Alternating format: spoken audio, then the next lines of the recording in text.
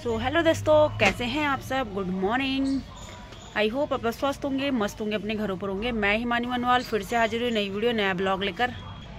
तो ब्लॉग की शुरुआत आज मॉर्निंग से ही। तो सबसे पहले आप सभी को मकर संक्रांति की ढेरों सारी शुभकामनाएं। आज है मकर संक्रांति दोस्तों, और साल का पहला त्यौहार भी कह सकते हैं। कल लोहड़ी था, तो आप सभी को इन दोनों पर्वों की बहुत बहुत शुभकामनाएं। वैसे तो दोस्तों आज भी बच्चों की जो छुट्टियां अभी चल रही थी सर्दियों की, तो वो भी ख़त्म हो चुकी है। तो कल से बच्चों के स्कूल खुल जाएंगे, और देवांश गया हुआ था नानी के घर, तो वो भी आने वाला है और शाम तक आ जाएगा। और आप सभी को बताया था मैंने कि ससुर जी का कल अल्ट्रासाउंड हुआ था, और आज वो लोग भी हॉस्पिटल गए हुए हैं। तो अभी वहाँ से खबर आई है कि आज जो एडमिट कराना था, तो वो 17 तारीख को एडमिट कराएंगे।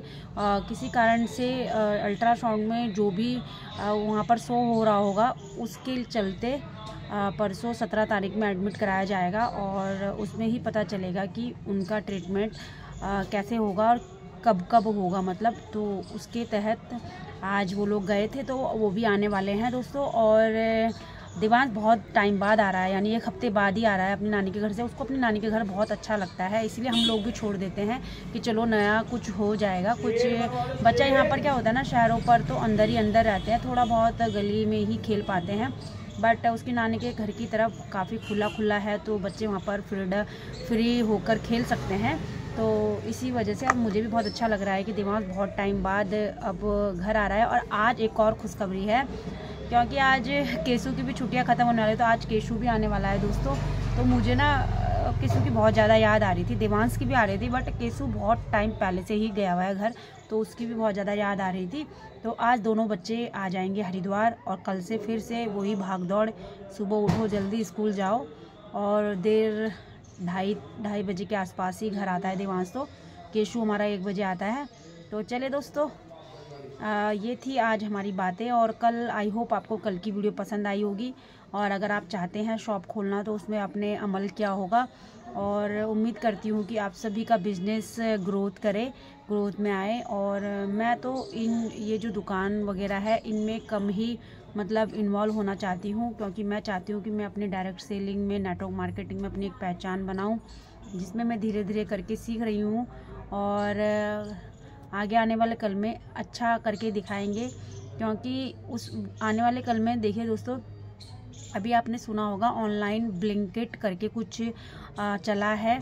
मैंने भी ज़्यादा नॉलेज नहीं ली है, बस सुना है। तो दोस्तों, ब्लिंकिट जो आजकल ऑनलाइन शॉपिंग हो रही है, उसमें जो भी हमारे FMCG के प्रोडक्ट होंगे, यानी कि गुड मॉर्निंग से लेकर गुड नाइट तक के जितने भी प्रोडक्ट होंगे, उसमें ऑनलाइन हम अगर ऑर्डर करते हैं तो कुछ ही उसमें सीमित टाइम दे रखा है कि जैसे कि अभी करें और आधा 1 घंटे या कुछ भी होगा, उसमें आपका प्रोडक्ट डिलीवर्ड हो जाएगा। तो बहुत सारी जो छोटी छोटी किराने की दुकानें हैं, वो तो जी बंद ही होने वाली है, क्योंकि हर कोई चाहता है कि टाइम की बचत हो, क्योंकि मनी सबके पास है, मुझे ऐसा लगता है। और जिसके पास पैसा है वो कहीं से भी जाकर शॉपिंग कर सकता है दोस्तों। तो इसका भी हमें ध्यान रखना होगा कि अगर ऑनलाइन स्टार्ट हो जाता है, तो हमारे आसपास के मार्केट में बहुत ज़्यादा फ़र्क पड़ने वाला है दोस्तों। तो इसीलिए, और दूसरी बात यह है कि डायरेक्ट सेलिंग, यानी कि कंपनी से डायरेक्ट जो प्रोडक्ट है वो कस्टमर के पास पहुंच रहा है, नेटवर्क मार्केटिंग के साथ काम करते हुए। तो ये भी एक प्लस पॉइंट है कि हमें जल्द से जल्द नेटवर्क मार्केटिंग में इन्वॉल्व हो जाना चाहिए। और उसमें क्या होगा, देखिए जैसे मेरी एक दुकान है, सपोज़ मेरी एक दुकान है, और इससे सिर्फ मेरे घर का ही चलता है, और ना ही मेरे परिवार वालों का, जैसे कि ससुराल के पक्ष हो या मायके के पक्ष हो या फ्रेंड सर्कल हो, उनमें किसी में भी पैसा नहीं जाता है। बट अगर मैं वही काम RCM के प्रोडक्ट पे करूं, और जैसे कि मेरी बुआ जी इसमें है, मेरा भाई भी है, और मेरी जो ताई जी लोगों की बेटियां हैं वो भी हैं, और एक के बाद एक नेटवर्क इसमें आया है, हम सब आए हैं। और जो भी प्रोडक्ट अगर मैं सेल करती हूँ, तो वो कहीं ना कहीं उनकी भी हेल्प होगी और उन पे भी पेमेंट जाएगी। और अगर मैं अपनी दुकान का प्रोडक्ट सेल करती हूँ, तो किसी को भी हेल्प नहीं होगी। तो इसीलिए नेटवर्क हमारे लिए बहुत ज़्यादा ज़रूरी हो गया है दोस्तों। मुझे पता है कि बहुत सारे साथियों को, बहुत सारे मेरे जो यूट्यूब फैमिली है, उनको नहीं समझ में आ रहा होगा कि मैं क्या बात कर रही हूँ। तो मैं उनके लिए यही कहूँगी कि आप यूट्यूब देखते हैं, आप गूगल में सर्च कीजिए नेटवर्क मार्केटिंग, आने वाले कल के लिए कितना बड़ा अपॉर्चुनिटी है हम सब के लिए, बहुत अच्छा काम हम इसमें कर सकते हैं। और देखिए दोस्तों, जैसे कि हमारे फ्रेंड्स हैं, हमारे जो रिश्तेदार हैं, अगर हम सब मिलकर काम करेंगे, घर से काम करेंगे, घर में बैठ के आप सीख सकते हैं, जूम के माध्यम से, यूट्यूब के माध्यम से आप सीख सकते हैं, प्रोडक्ट नॉलेज ले सकते हैं। और बाहर बाकी क्या है, बाकी बताना ही तो है। अब जैसे कि आप एक बात सपोज़ मानिए दोस्तों कि मैं दुकान में बैठी रहती हूँ और मैं यूट्यूब में मेरा चैनल है तो मैं उसके लिए वीडियो बनाती हूँ, है ना। और तभी मैं सोचती हूँ कि तो दोस्तों मैं सोचती हूँ कि अगर मैं दुकान में बैठी रहूँगी और सुबह से शाम तक हो जाती है मुझे दुकान में ही, और घर का काम तो जैसे कैसे मैं कर ही लेती हूँ, और तो फिर पूरा दिन मैं दुकान में बैठ के क्या करूँ। कस्टमर तो आते हैं फिर वो चले जाते हैं, ऐसा तो है नहीं कि हम लोग यहाँ पर बैठे बैठे मतलब कस्टमर के साथ ही गप्पे लगाते हैं, या फिर हमारा टाइम कैसे कटेगा। तो इसीलिए नेटवर्क मार्केटिंग में मैं छोटी छोटी वीडियो देखती हूँ, प्रोडक्ट की नॉलेज लेती हूँ। और मुझे लगता है कि बड़े बड़े व्यापारी जो दुकान में बैठे हैं ना, मुझे नहीं लगता है कि वो इतनी बड़ी बड़ी ब्रांड जो भी है उनको सेल कर रहे होंगे तो उनके बारे में उनको ज़्यादा नॉलेज होगी। वो नॉलेज आपको टीवी के एक्टर ही देते हैं, टीवी पर आकर ऐड पे आके, और शायद ही वो लोग उस प्रोडक्ट को यूज़ करते होंगे। कहने का मतलब ये है दोस्तों कि ऐसे प्रोडक्ट में हम अगर काम करें, जैसे कि अगर आपका बच्चा कहीं ट्यूशन जाता है और ट्यूशन अच्छा पढ़ा रही हैं मैम, तो आप किसी अगल बगल वालों को बता देते कि हमारा बच्चा वहाँ ट्यूशन जाता है, तो क्या वो मैम आपको कमीशन देती हैं? नहीं ना। पर यहाँ पर नेटवर्क मार्केटिंग में हमें कमीशन मिलता है ऐसा ही कुछ करने पर। हम कहते हैं कि हमारे बस का नहीं है, बट आपको नहीं पता, कहीं ना कहीं आप बचपन से ये काम करते आ रहे हैं। कहीं आपको अगर कपड़े अच्छे लगते हैं तो आप अपने दोस्तों से शेयर करते हैं, कहीं आपको इंस्टीट्यूट पसंद आता है तो अपने दोस्तों से जिक्र करते हैं, और कहीं आपको जिम पसंद आता है, कहीं आपको रेस्टोरेंट पसंद आता है, फास्ट फूड पसंद आता है, कोई प्रोडक्ट पसंद आता है तो करते हैं ना दोस्तों से शेयर। तो दोस्तों वही काम करना है डायरेक्ट सेलिंग में भी, प्रोडक्ट यूज़ करना है और उसके बाद उसको शेयर करना है, प्रमोट करना है, एक तरह से अपने प्रोडक्ट का खुद ऐड करना है। तो इस वीडियो का माध्यम यही है आप सभी को कि कुछ ना कुछ कीजिए दोस्तों। खाली बैठकर सिर्फ ये फ़ोन चलाकर कुछ नहीं होने वाला है।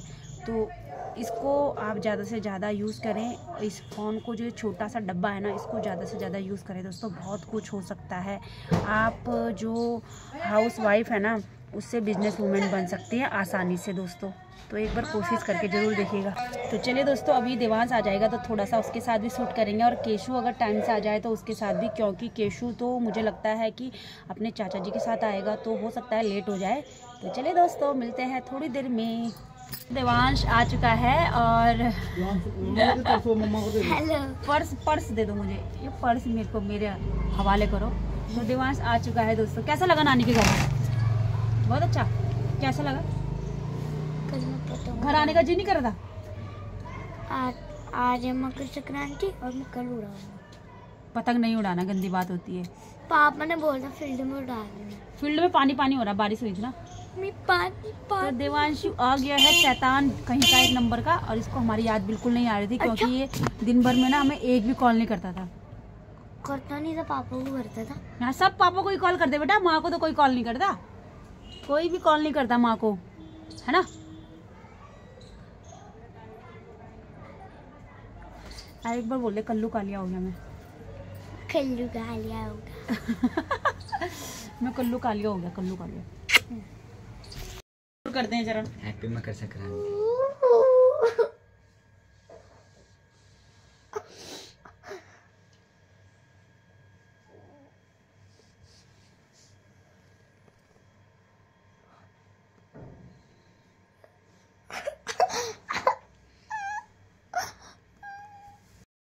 तो दोस्तों, हमारा खाना पीना हो चुका है और ससुर जी ने दवाई भी खा ली है। अभी हम घर आए हुए हैं, और आपको शाम को मैंने वीडियो शेयर की थी कि देवांश आ चुका है नानी के घर से। और क्या होता है ना दोस्तों, हम भी जब बच्चे थे ना, जब हम नानी के घर जाते थे तो मम्मी पापा की याद आती थी, और जब हम वापस आते थे तो नानी नाना जी और मामा जी लोगों की याद आती थी, वहाँ के बच्चों की याद आती थी कि हम ऐसे खेल रहे थे। और दिन भर तो हमारा जैसे कैसे कट जाता था, पर रात को ज़्यादा याद आती थी। जब हम नानी के घर होते थे तो रात को अपनी मम्मी पापा की याद आती थी, और जब हम अपने घर आ जाते थे तो रात को ही तभी भी नाना नानी की याद आती थी। तो ऐसा सबके साथ होता है दोस्तों। और ये हमें तब फील होता है जब ना हमें तब फील हो रहा है कि जैसे देवांश है ना, देवांश नानी के घर से आया, अब उसको नानी की याद आ रही है, तो थोड़ा अपने दिन याद आ जाते हैं बचपन के ना, कि हाँ ऐसा ऐसा हमारे साथ भी हुआ है। तो क्या होता है ना कि ये जो पल है ना, संजो कर रखने वाले पल है, क्योंकि वो पल हमने संजो कर सिर्फ अपनी यादों में रखे हैं। और उस समय अगर फ़ोन होता और वीडियो बनाने वाले होते तो उस समय की मेमोरी भी कैच होती ना। तो ये फ़ोन एक तरीके से अच्छा भी है और एक तरह से नुकसानदायक भी है, बट एक तरह से अच्छा भी है ना। और यहाँ पर देवांश सोने की कोशिश कर रहा है, उसको ना नानी की याद आ रही है। वो कह रहा है कि मुझे कैमरे में मत लो, मेरी वीडियो मत बनाओ रोते हुए ना। मगर क्या होता है ना, मैं इसलिए दिखा रही थी कि अपना भी बचपन याद आता है ना, ऐसे ही हम भी थे। और जब वो स्कूल जाता है या उसकी कुछ एक्टिविटी होती है ना बचपन की, मतलब जब मैं उसके पुरानी वीडियो उठाकर देखती हूँ तो ऐसा लगता है कि हम भी इसी लाइन से गुजरे हैं, मतलब ना। जब वो पढ़ाई करता है, पेपर की तैयारी करता है, बट हमारे टाइम पे ना पढ़ाई को मतलब काम को ज़्यादा, हमारा घर का ना बहुत ज़्यादा काम रहता है, तो पढ़ाई को इतना हमने कभी इतना सीरियसली उसमें लिया। मैंने तो बिल्कुल नहीं लिया यार। तो अभी मैं देवांश के साथ ना, जो भी मतलब हमारे बचपन के जो भी सपने थे कि ऐसा होना चाहिए था, वैसा होना चाहिए था, ऐसी मेरी पढ़ाई होनी चाहिए थी, वैसी होनी चाहिए थी, हमने यहाँ पर कमी करी। और जो भी और भी चीज़ें बहुत सारी है कि जैसे कि ये हम खेलना चाहते थे, ये हम लेना चाहते थे, तो मैं देवांश के लिए वो सब करना चाहती हूँ कि उसको भी वही चीज़, वो सुविधा दे सकूँ जो मैं अपने लिए चाहती थी, अब चाहती हूँ। मतलब उस समय तो कुछ नहीं चाहते थे, जब हम छोटे थे ना, तब हमें कुछ नहीं ऐसा कुछ लगता था कि हमें कुछ चाहिए। बस वही लाइफ हमें बहुत अच्छी लगती थी, खेलना कूदना, और पढ़ाई भी के टाइम पे पढ़ाई, और हर चीज़ टाइम टू टाइम हमें मिलती रही। हमारे पेरेंट्स की तरफ से हमें पूरा सपोर्ट भी मिला, हर जगह घूमने फिरने का भी मिला। हम स्कूल से टूर जाते थे और कभी भी हमारे पापा ने हमें मना नहीं किया कि नहीं जाना है। कोई सी भी सिचुएशन आई हो, उन्होंने हमें भेजा है। और उस समय का जो जाने का जो हमारा खर्चा हुआ करता था, 150-200 रुपये पर स्टूडेंट का रहता था, तो उस समय भी हम स्कूल के टाइम पे गए हैं। और 150-200 रुपये बहुत बड़ी चीज़ हुआ करती थी हमारे लिए, तो बहुत बड़ी चीज़ हुआ करती थी दोस्तों उस समय। जब हम 6th 7th 8th में, हम लोग शायद 3 क्लास ही हम लोग गए हैं 6th 7th 8th में घूमने के लिए टूर। तो बचपन की यादें यार, बच्चों के, जब हम अपने बच्चों को आज देखते हैं तो हमें वही यादें फिर से ताज़ा हो जाती हैं। तो चलिए दोस्तों, ये तो आज का ब्लॉग रहा। आशा उम्मीद करते हैं कि आपको पसंद आया होगा। और ना मुझे स्पेशली मकर संक्रांति के ऊपर वीडियो बनानी थी कि उत्तराखंड में मकर संक्रांति कैसे मनाई जाती है, बट 9 साल में अभी तक मेरा एक भी त्यौहार ऐसा नहीं गया है दोस्तों जो मेरे अपने ससुराल में यानी कि पहाड़ों में बीता हो और मुझे पता चला हो। और नेगी जी से जब भी कुछ पूछा जाता है तो वो तो कहते हैं अरे कुछ नहीं, ऐसा ही होता है, क्योंकि वो भी ज़्यादा मतलब कभी नानी के घर रहे, कभी मम्मी के घर रहे, तो कुछ पता ही नहीं चला शायद, मुझे ऐसा लगता है। बट जैसे कि मैं यहाँ पर बहुत सारे हमारे गढ़वाली भाई लोग हैं, उत्तराखंड के हैं, पहाड़ों में रह चुके हैं, तो उनसे पूछती हूँ तो वहाँ पर ना फेमस क्या होता है कि जब से कोई त्यौहार होता है ना, तो आलू की पकौड़ियाँ, मतलब आलू प्याज की पकौड़ियाँ ज़रूर बनती है। पकौड़ियाँ हर त्यौहार हो या फिर छोटा सा छोटा कोई कारज हो, बड़े से बड़ा कोई कारज हो, तो पकौड़ियाँ ज़रूर बनती है। ये चीज़ मैंने नोट करी है।